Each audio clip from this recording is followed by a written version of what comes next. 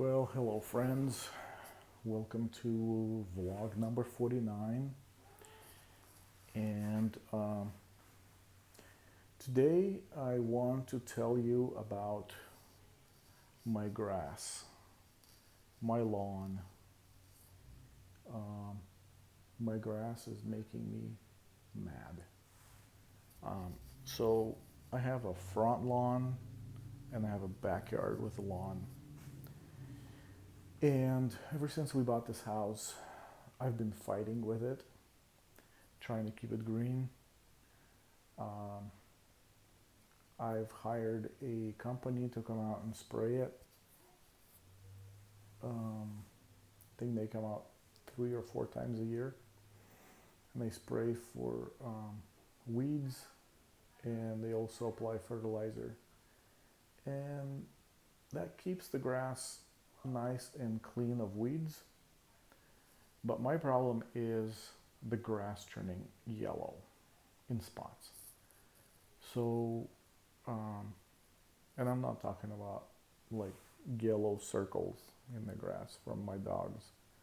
That's also annoying and hard to deal with, but I'm talking about big patches of grass that just gets dry from underwatering. So my backyard, uh, we had we had originally sprinklers that were covering the whole yard, and then we put a sauna standalone building um, in the corner of the backyard. So I disabled the sprinkler that was in the corner,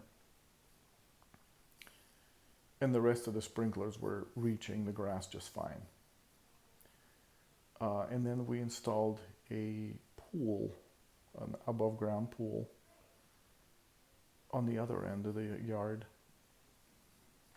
And now, obviously, the sprinkler that's by the house at the corner of the property, well, not the corner of the property, but like if you go straight along the house, the back of the house, and all the way at the end over there, it's kind of a corner of the backyard by the house and fence corner.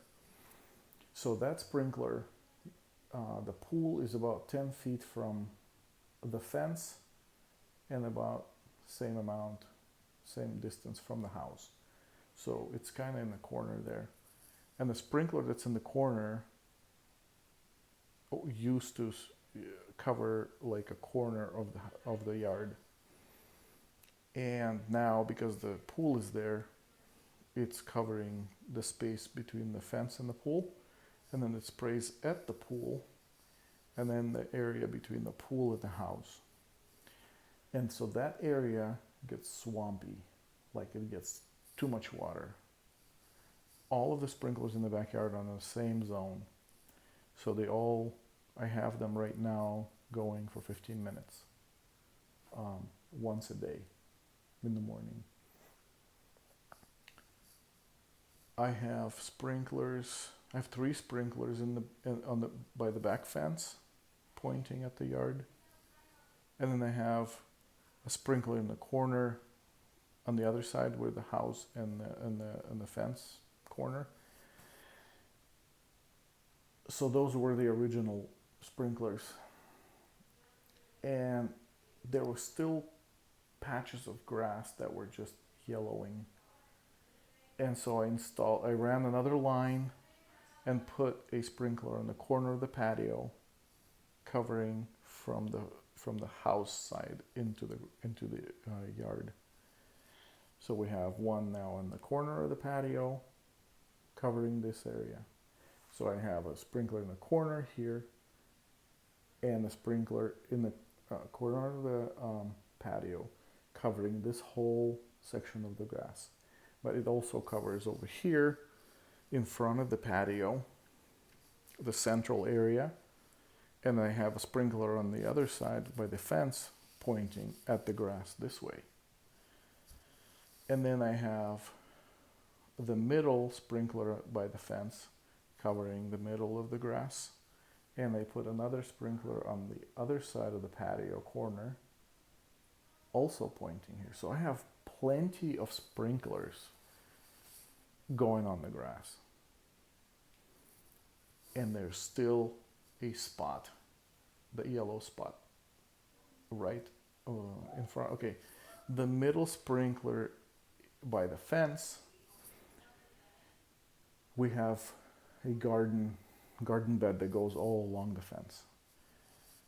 I'm gonna give this one to the backyard that there is 2 huge sunflowers growing in front of that sprinkler. So it's covering that sprinkler. And I know that patch of grass is yellowing because that one's not reaching it. But I have the corner sprinkler and this corner sprinkler all covering that area. And I have one on the patio corner covering that whole area. Why is that not enough? Why does it need that middle one? Anyway, I'm gonna have to chop off some of those humongous leaves from that sunflower that are covering the sprinkler so it can reach out. Then I have another yellow spot in front of the sauna building. There's also 2 sprinklers covering that whole area. I don't know why it's not enough for it. It is super annoying. My front yard has great sprinklers and the grass is still yellow in the front. 15 minutes of sprinkling, watering the the grass should be enough. I don't know. Maybe I used to have it going in the morning for 15 minutes and in the evening for 15 minutes. And that was great. But my backyard was a swamp. So all the grass was green, but it was a swamp in the corner. And actually, a lot of areas in the yard were just swampy the entire day. So maybe I need to cut down. So maybe I need to put the backyard to do twice a day. No, because that's going to be a swamp. Okay, forget the backyard. The front yard, I think maybe I need to do that one 2 times a day. Because that one never became swampy. So maybe I need to give it more minutes there. Or maybe I need to do it twice a day. And then I have side yards on the side of the house. I had 3 sprinklers on each side of the house. And we fenced those in to the front of the house. So all the side yards are now fenced in. And we use it to like store our snow tires in there, my pool equipment or pool supplies and, or whatever, cleaning brushes and things and hoses. On this side we have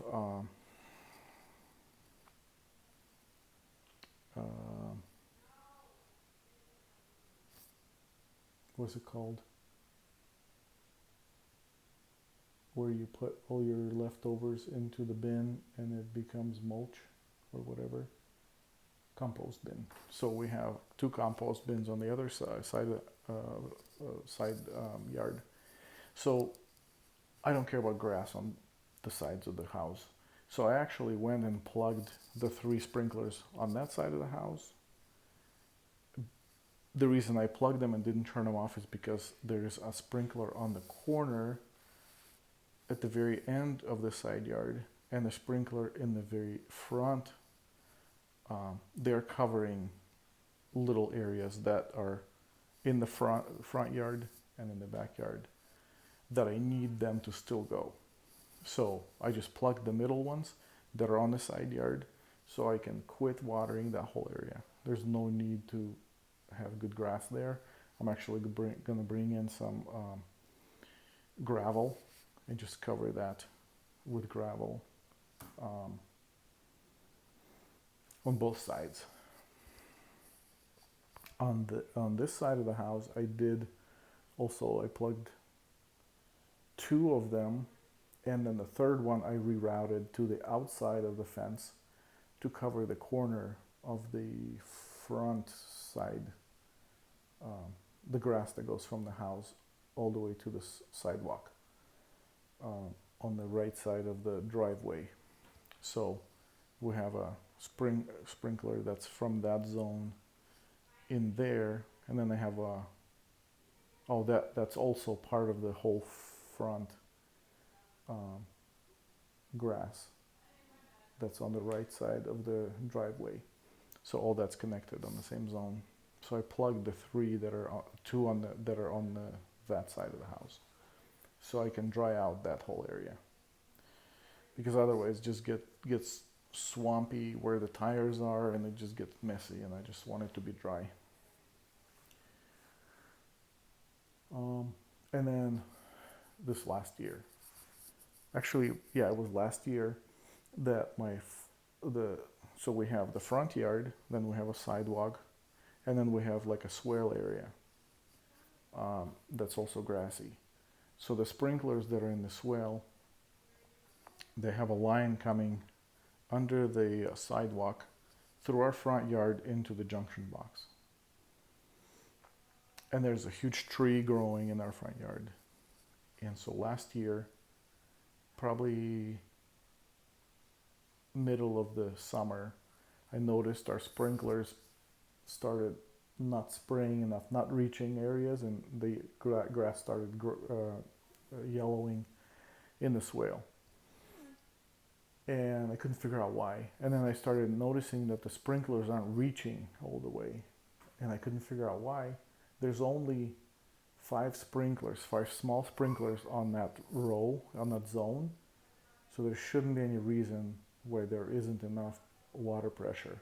So I tried taking those sprinklers out, putting other type of sprinklers in, the ones that don't do like a 180 degrees, but they just do one spray and they just turn.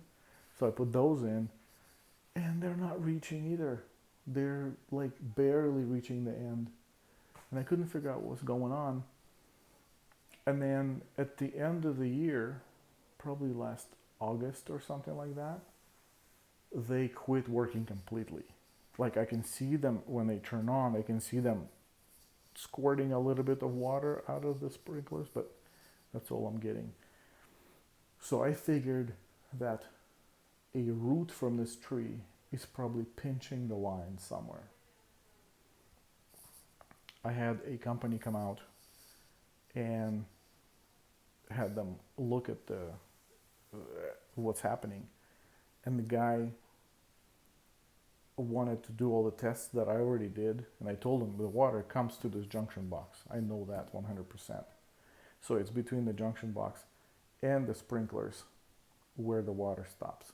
I was hoping that would bring out some sort of radar or x-ray or whatever sensor tool that can tell where the water stops without having to dig everything up. But they didn't have anything like that. Their solution was to dig up the yard and find where the pinch is at $80 an hour. And I thought, no, I'm not going to do that. So my plan is this whole summer I've been manually watering that area, and it's not looking good because I don't water it regularly. But at the end of this year, probably next month, right now it's August, just started. In September, I'm going to get a ditch witch, and I'm going to just make a new line like around the tree, far away from the tree.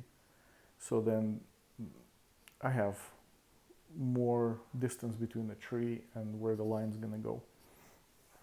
And I'm just gonna run a new line over there and connect to the pipe that's coming out from under the sidewalk. I'm just gonna connect to it and run a new line, and we'll have sprinklers next year. But this year I just didn't want to dig up the yard, so it would look messed up all year. So at the end of the year, after I dig it up, I'll put some So I'm gonna peel the grass off carefully. So then when I'm done, I'll just put it back on top. And then by next year, it should come up like normal. You shouldn't be able to see any of the repairs. Anyway, that's my story about my grass. But now that I did this video, I thought it through, because I didn't spend any time really thinking about what to do. But I think I'm going to fix the sunflower issue back there, and I think that should help with the big patch of yellow in the back. And in the front, I'm gonna try turning it on twice a day and see if that will fix that. Thank you for helping me figure that out. You watching it made me think about it. Thank you. Okay, that's all I got for today. Please like the video, comment, and subscribe. Thank you. Bye.